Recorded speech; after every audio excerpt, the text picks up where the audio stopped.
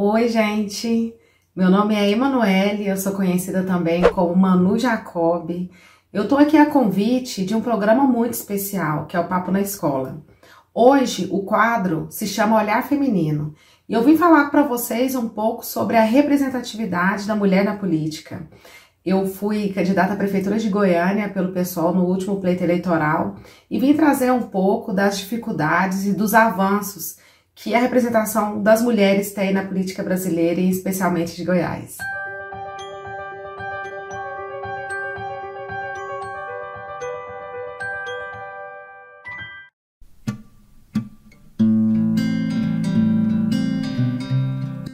Eu venho de uma família que traz na sua história, nas suas raízes, a política.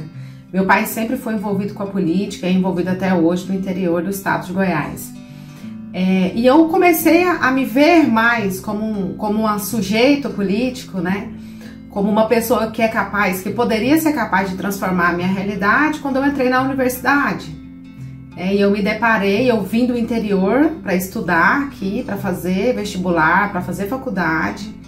E eu entrei na Universidade Federal, sou formada em Educação Física, sou professora de Educação Física. E foi na universidade que eu comecei a me questionar sobre como que a sociedade funciona. Me envolvi no movimento estudantil. Depois que eu me formei, eu me deparei com as especificidades da categoria dos professores, especificamente do estado de Goiás. Eu sou professora da rede estadual. E foi aonde eu vi que existe uma diferença entre tudo aquilo que a gente aprende na faculdade com a realidade da escola, de ser uma professora de uma escola pública em uma capital de Goiânia. A partir disso eu me envolvi nos movimentos sociais, movimento dos professores, movimentos de mulheres, movimentos de negros e negras, e até hoje estou aí tentando transformar essa sociedade, me incomodando com as injustiças e principalmente com a desigualdade social.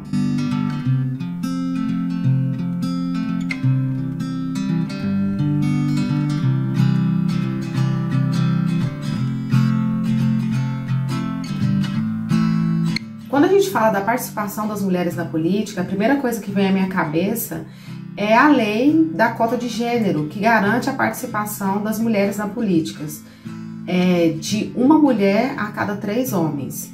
Então, aqui em Goiânia hoje a gente passa por uma situação bem complicada, que é, por exemplo, 11 candidaturas, 11 partidos estão aí sofrendo processo porque não cumpriram as cotas de gênero, né? Dentre esses 11, 4 partidos tá tendo denúncia de que usaram as mulheres como laranja, só registraram lá, mas não houve gasto eleitoral, nem sequer voto na urna. Isso é muito complicado, porque está relacionado com como esses partidos e como a sociedade de forma geral percebe a participação das mulheres na sociedade. É importante a gente pensar na participação política das mulheres em cargos de executivo, legislativo, porque é a partir dessa participação que essas mulheres vão pensar políticas públicas de combate à violência, políticas públicas de combate à discriminação no meio do trabalho, do acesso à saúde, pensar no acesso ao lazer, em vários aspectos da sociedade. Então, quando a gente cerceia mulheres de estarem nesses espaços, todas as políticas e os olhares para as sociedades estão relacionados com o olhar masculino, com o olhar muitas vezes machista, né? Porque nós vivemos em uma sociedade em que o machismo ele ainda impera não só nas relações políticas, mas nas relações de trabalho e nas relações familiares também.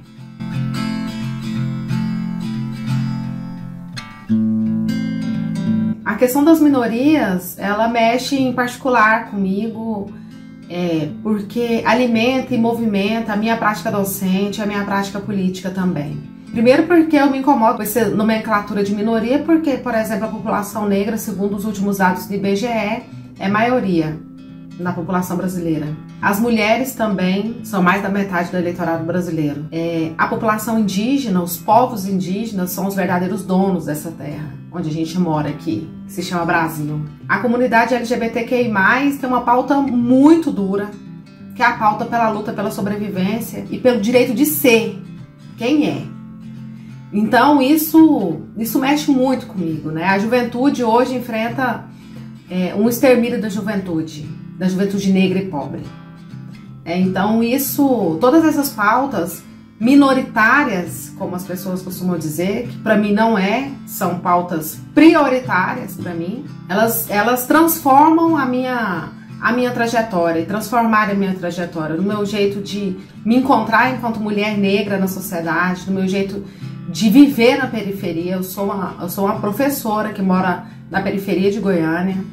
Então isso tudo incrementa todo o meu olhar sobre a política nacional, sobre a política municipal aqui de Goiânia. E eu acho que a característica do sujeito político, ele mudou. Não é mais aquele operário dos anos 90, dos anos 80, metalúrgico e tal, né?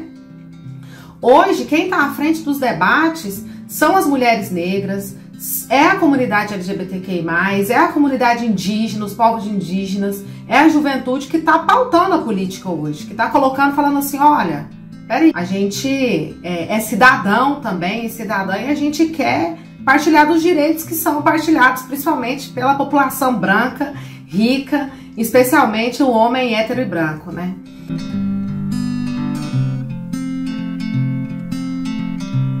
Agora existiram várias mulheres que me construíram, que me fizeram estar aqui hoje. A primeira mulher foi minha mãe. Eu tenho muita referência na minha mãe. Minha mãe é Leonice Jacob, é uma artista plástica, professora de sociologia e filosofia, escritora, e que enfrentou muita coisa na vida e transmitiu isso pra gente, pra mim e pros meus irmãos, né? E a segunda mulher hoje que eu tenho muita referência, que eu não canso de ver os vídeos, que eu não canso de ler sobre ela, que eu tive a oportunidade de militar no mesmo partido que ela, é Marielle Franco, né? A sua coragem, a sua ousadia, a sua audácia de chegar onde ela está, de ser hoje um símbolo internacional da luta pelos direitos humanos, isso mexe demais comigo, muito mesmo.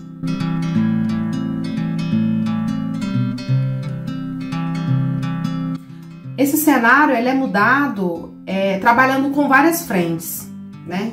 Primeiro, com políticas voltadas para a educação, para o acesso dessas mulheres à escolarização, específica para a educação das mulheres, né? Pensar também a saúde dessas mulheres, como essas mulheres têm acesso a tratamento de saúde específica da saúde da mulher.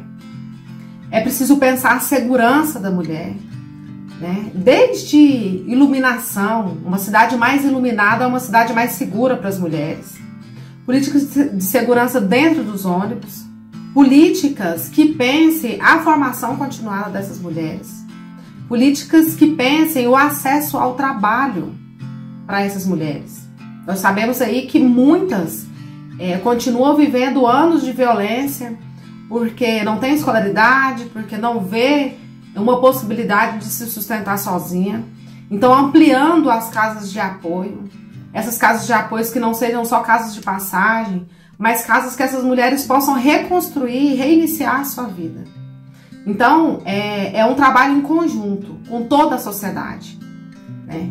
Para que as mulheres se sintam à vontade, se sintam incomodadas também a estar lá aonde eu estive, né? A estar aonde eu pude estar no último pleito eleitoral, né? Como candidata a prefeita, como muitas companheiras do meu partido estiveram como candidatas a vereadoras. Nós tivemos, inclusive, mandatas coletivas, que foi uma coisa super bacana, né? De mulheres aguerridas, guerreiras. Então, é preciso que haja um trabalho conjunto, coletivo, de vários setores da sociedade para a gente avançar. Porque não dá para a gente colocar no colo das mulheres, você vai ser candidata. E pronto. Sendo que a mulher sofre violência, a mulher está acuada, tem baixa escolaridade, não tem nem como fazer política, porque mora lá na periferia, mora longe, tem que pegar ônibus. Não é assim que a gente horizontaliza as políticas para que as mulheres possam se candidatar e serem eleitas. Gente, infelizmente, nosso papo está acabando. Eu quero me colocar à disposição do quadro Papo na Escola. Quero parabenizar a iniciativa. É uma iniciativa, esse quadro Olhar Feminino, uma iniciativa muito importante para a gente dar voz às mulheres, para a gente poder ouvir, né? Me comprometo aí a continuar esse papo aqui nos comentários, pode fazer as perguntas, segue o canal, gente, Papo na Escola, se inscreve, vamos potencializar esses espaços onde a gente possa falar e onde a gente possa construir diálogos de segurança, diálogos de abertura, diálogos de crescimento. Então, eu me coloco à disposição também no meu Instagram, Manu Jacob Pessoal, para a gente trocar uma ideia. E quero dizer que eu gostei muito de estar aqui com vocês e agradecer imensamente também essa oportunidade de falar um pouquinho mais sobre mim, sobre o que eu penso, sobre a minha trajetória. Muito obrigada, espero ter contribuído e a gente continua aí nos comentários. Tchau, tchau!